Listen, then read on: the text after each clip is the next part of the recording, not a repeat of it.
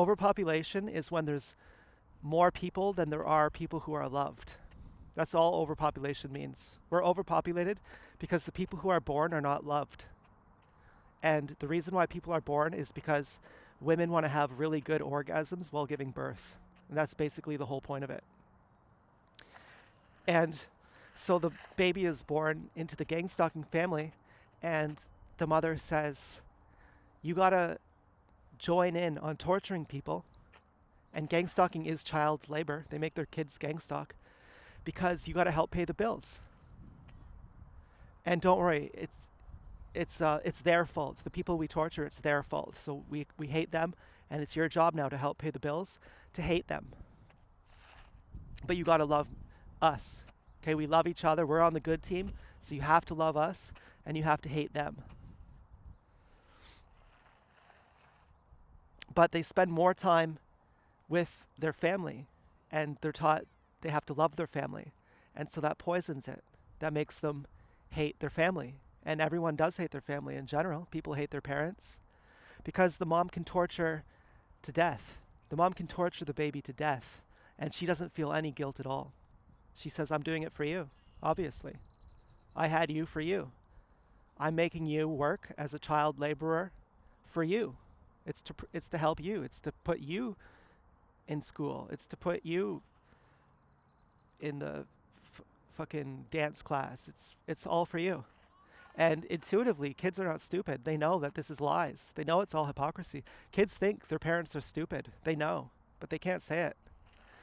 And so the only authentic thing they have then is hate, because everything of their love has been poisoned. Their whole idea of love is it's just rape. It's just a force. It's just something, rote memorization, just something you have to do. And so it takes all the authenticity out of it. You can't force someone to love you. It would be like, imagine going on a date and the person says, you have to love me, and I'm responsible for you. I own you. You need me for food. You need me for shelter. You must love me. All you would learn to do is put on the face of love, but you wouldn't actually love. And you'd learn to put on the face of feeling sorry and feeling guilty, but you wouldn't actually feel guilty. You'd feel just afraid of getting in trouble. And I think if you don't channel your anger at them, you don't lose your loosh. I think you could keep your loosh contained within yourself. And when you have a volatile loosh eruption, you don't have to erupt your loosh out of yourself and channel it at someone else. You can maintain your loosh inside of yourself. And you can just suffer. You could just be sad. And I think that's one of the keys of surrender, is when you just go with it, so suddenly the pain goes away. When you just accept it, the pain goes away. So when you're fighting them and channeling your loosh at them and you're saying, aren't they so terrible, and just fuck them and they should know better, and you're holding them to a higher standard as if they're not psychopaths. You're holding them to a higher standard as if they're your friends. If you cut off your foot and then you have an autopsy done on your brain after you die, and you have your brain removed and put on a table with 10 other people's brains, the doctor can tell which brain is yours by your foot. The foot removal will actually change the structure of your brain. It will physically change it. Your brain will look visibly different to the naked eye based on having your foot cut off. So, could you argue that the way you look matters in relation to how you feel, how you hold your energy? Now, the most popular type of vagina is called an innie vagina. And that is where there's no protruding exterior labia lips. You'll have to excuse me, I don't mean to be unscientific here, but I'm not sure whether it's the labia minora or the labia majora, because I think the outer lips are always protruding, but there's some inner lips where it looks like a wizard sleeve or like wads of bubble gum protruding. And you could say then, you could argue that the most popular vagina is an innie vagina with no labia majora, let's just say. It's the inner bubblegum lips don't come out on the outside. And what is it about someone who has a innie labia that makes them so hot right now? Because if you go on Reddit and you search outie pussy, you're not going to get as many results. You're not going to get as many subreddits as you are for an innie. Don't hate the player, hate the game, okay? I'm just saying what people have said. Now, personally, I do have a few girlfriends. You might be worrying right now. I have personally jacked off to both innie and outie labias. As for myself, when it comes to closing my penis, when it comes to closing my penis lips over my penis head, my muscle mind connection is only strong enough with my healthy diet that I can even feel my foreskin lips to close them over my penis head. And when I close them, I can look at people with confidence as I pass them on my e-bike like this. Okay? Now, if my bussy lips were open, this is how I'd be passing them. Okay? When my bussy lips are closed, I have control over my flow of energy. And frankly, I think that if you have an outie labia, what happened there was you had your sexual energy flowing out and it manifested as an outie labia. Why do female rappers rap about having a tight pussy? Is it really just about pleasing a man? These women are feminists. These are true feminists. They're shaking their ass. They're unapologetic. When a man is a stud, you call him a king. When a woman is a slut, you call her a dirty bitch. When you're a slut, you're going against a whole bunch of people calling you a dirty bitch. That's very self-respecting. For a woman to be a slut, you have to be very self-respecting because you're going against a whole culture that's condemning you. The most self-respecting women who are shaking their ass, they're total feminists. Do you think they're going to make a song just about pleasing a man and nothing else? When they're saying, oh, my pussy's tight? No, they're saying my pussy's tight because that makes me right. So my bussy is closed and I have an erection. My erection, it goes in towards myself. I'm fucking myself up my body with my dick. My dick goes backwards into my body, closed by my foreskin lips, pushed in by my foreskin lips. But I'm going to make a prediction. I'm going to go to the end of this trail and there's going to be a parking lot. And at the end of the trail, there's going to be a car with someone in it. She just held up the number 3. The guy scratched his face, so the girl held up the number 3 like they're Freemasons. So stupid, so ugly, so parasitic. And so I'm going to say that there's going to be a car with someone in it, a black vehicle. I don't know what kind of vehicle. At least a vehicle with someone in it in this parking lot up here. Now, let's see. I do have to go in to the bushes maybe to, okay, here it is. Black vehicle with someone in it, scratching his face.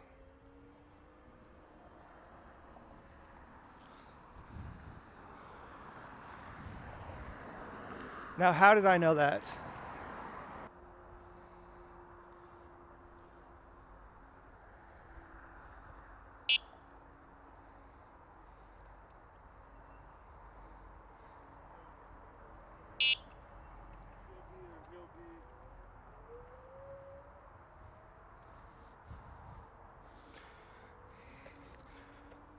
He kind of looked like a dopey retard.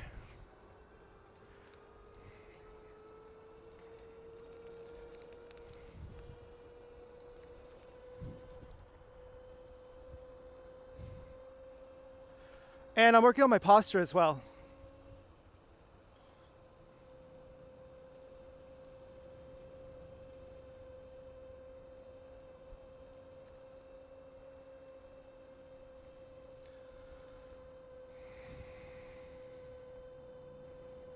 I found that it comes from the base, from the very root. So I try to have good posture right in my pelvis. Kind of like to set a precedent for the rest of my body.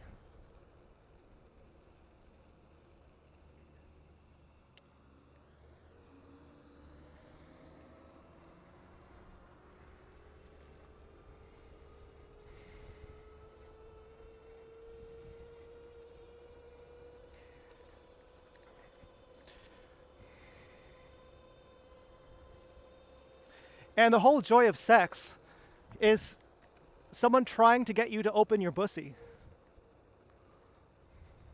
And that's the thing. You can force it. You can behead a man and he'll ejaculate. Here's a cop up here. You can hang a man and he'll get an erection.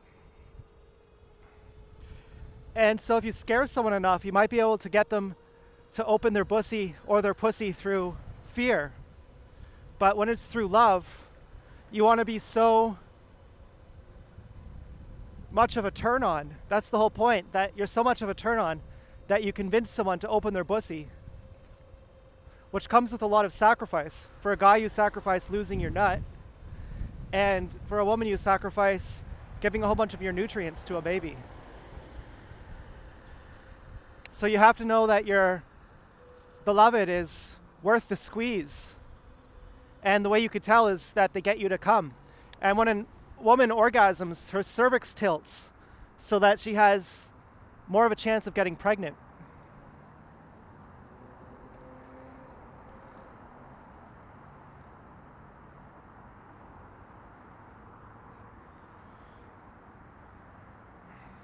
Probably a lot of babies have been made where the woman didn't have an orgasm while getting fucked.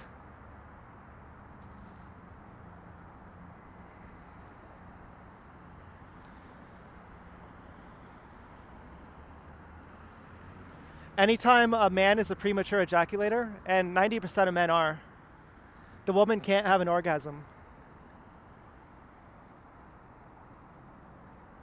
So bussy maxing is part of my goals because I want to be good in bed.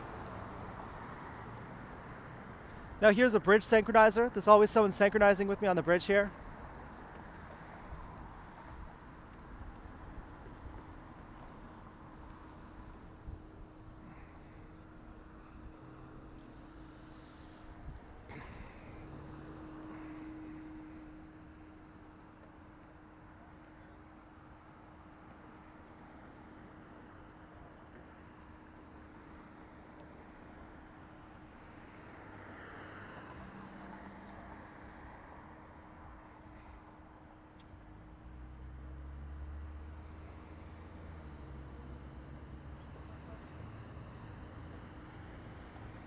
And remember, wherever a gangstalker goes, they still have to be themselves.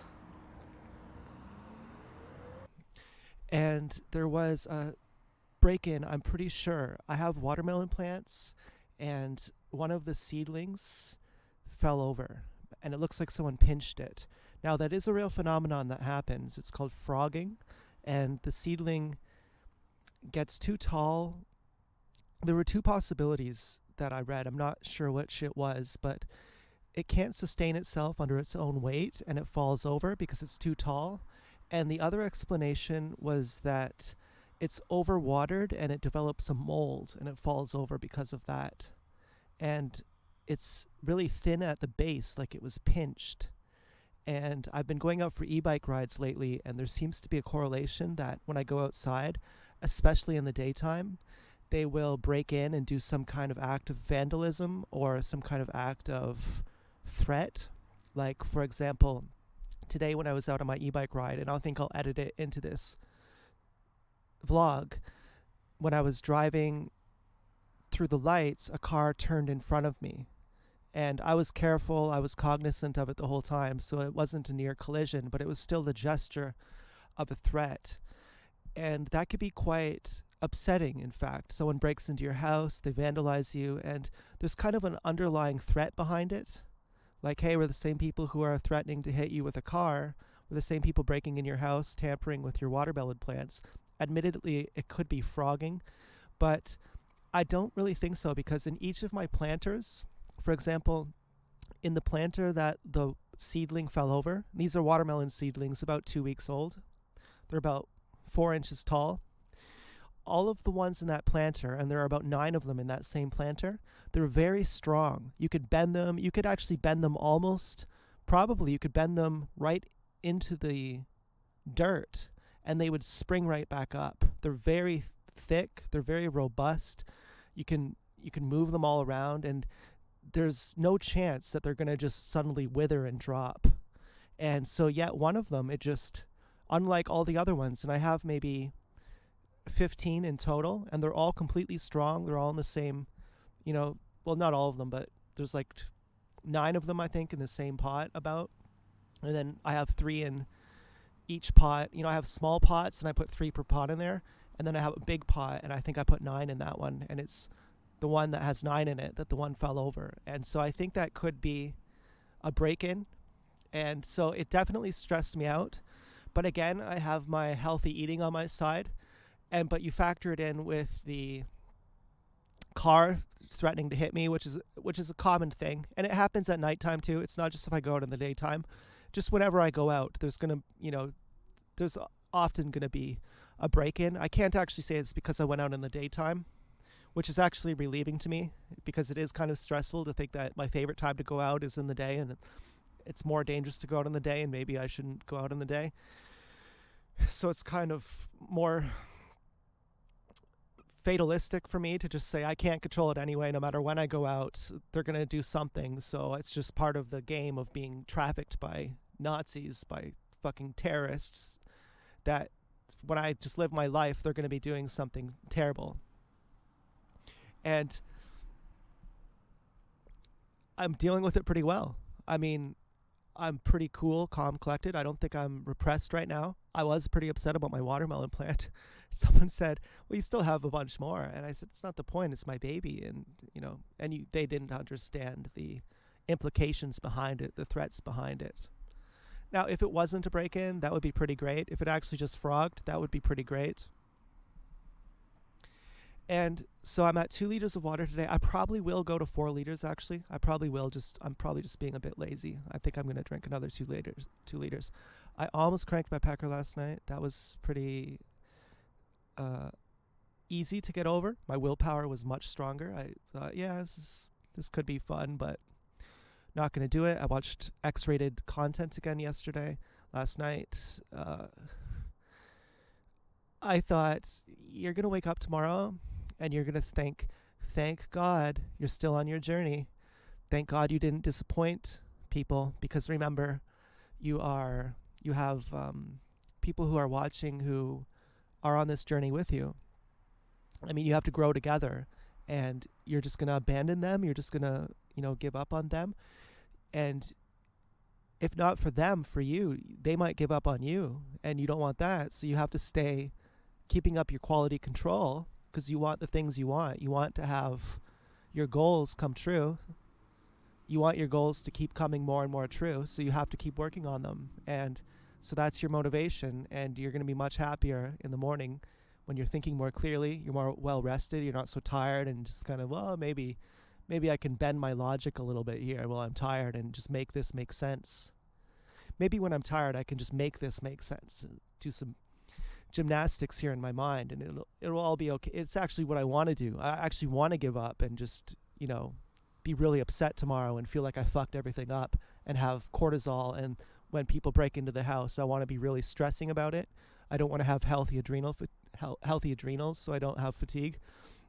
I want to be really anxious and depressed and scared.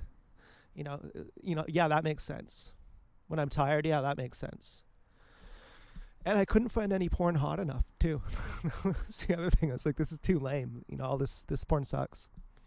And I really thought, too, you're not cranking off your pecker, and so you're going to have a much better time doing foreskin restoration. There were people walking by right as I said that. And you're going to have a more functional pecker if you don't crank it. And so that's going to make you better. You want to be better in every way, including at sex. So you want to have all these girlfriends, don't you? So you better be good at sex. So you better have a healthy pecker. And part of that is having a full-size pecker and foreskin that grips and has muscular control, having the mind-body connection that comes with health. And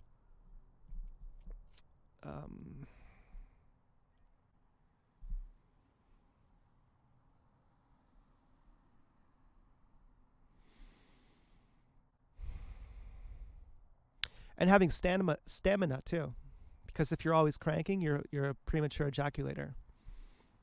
And you know, who wants that? You know, you don't want to have a storm within a teacup.